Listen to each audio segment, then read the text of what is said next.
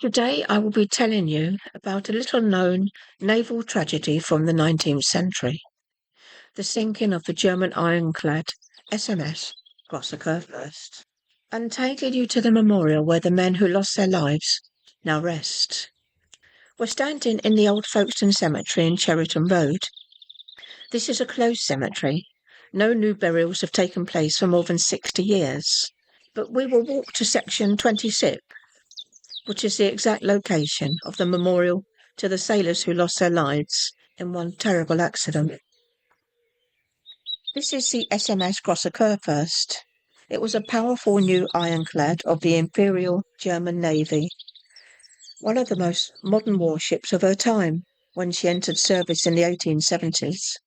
She was commissioned into the fleet on 6th of May, 1878. The ironclad was built during an experimental period in naval warfare, when ships moved away from a wooden construction. They also saw the brief return of the ancient ram, used to cause damage to enemy ships. The Grosser Kurfürst was modified during its construction to mount a pair of revolving twin-gun turrets, but her career did not last a month, because on 31st of May, she was rammed by the König Wilhelm in the Dover Straits. Before I tell you what happened on that day, we should mention the men themselves. These ships would have carried around 500 crew, all told.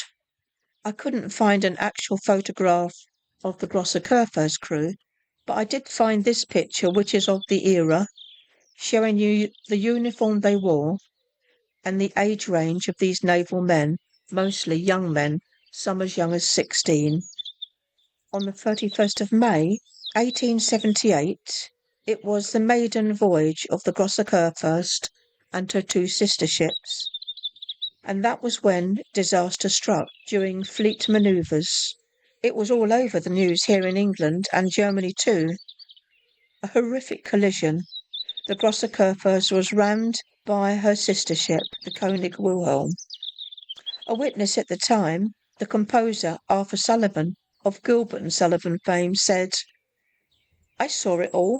I saw the unfortunate vessel slowly go over and disappear under the water in clear, bright sunshine, and the water like a calm lake. It was all too horrible. And then we all saw the boats moving about, picking up the survivors, some so exhausted they had to be lifted onto the ships." In this diagram, you can see exactly how that accident happened. The straits were busy, much as they are today.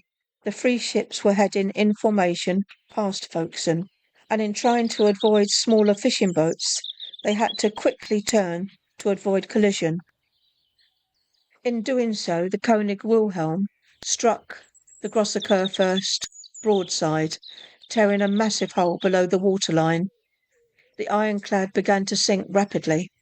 It didn't take hours or even 1 hour, but within 8 or 9 minutes, the proud warship rolled over and plunged to the seabed.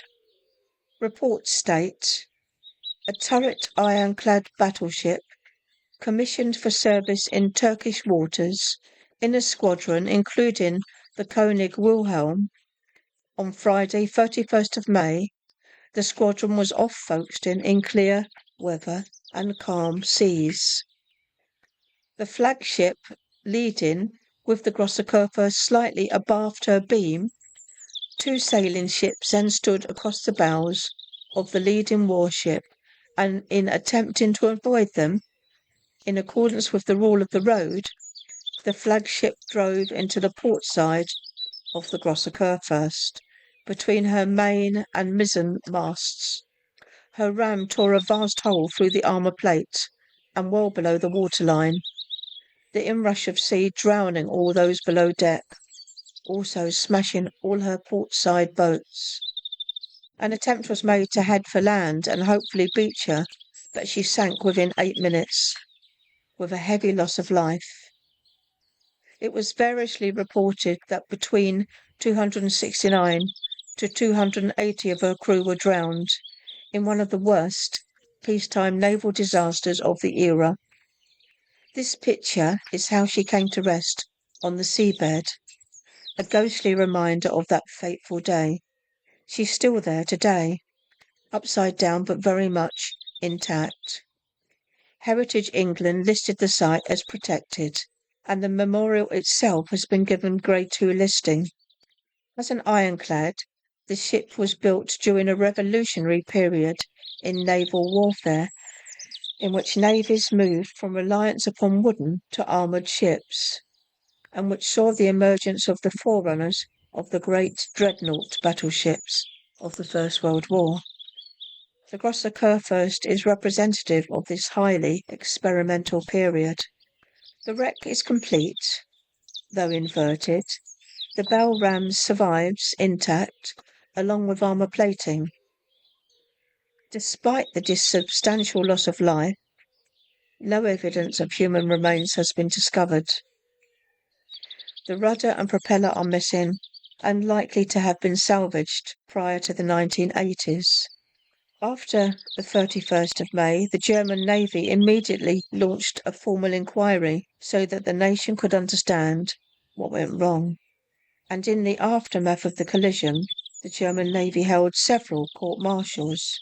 Extensive finger-pointing followed, aimed at sharing or dodging responsibility, but little came of this. Although a short report later stated the helmsman of the latter vessel is likely to be solely to blame for the loss of the Grosser Kurfürst. The loss of the Grosser Kurfürst was a tragedy in itself, but the lessons of the disaster were not learnt, and many more ships were to be sunk, and many men were to die needlessly before the folly of the ram bell was recognised. In the weeks and months that followed, there were discussions about attempting to salvage the wreck. Here, the news item tells us that steamer Harold was in Dover docks, being prepared to raise the wreckage. But the plans ultimately came to nothing.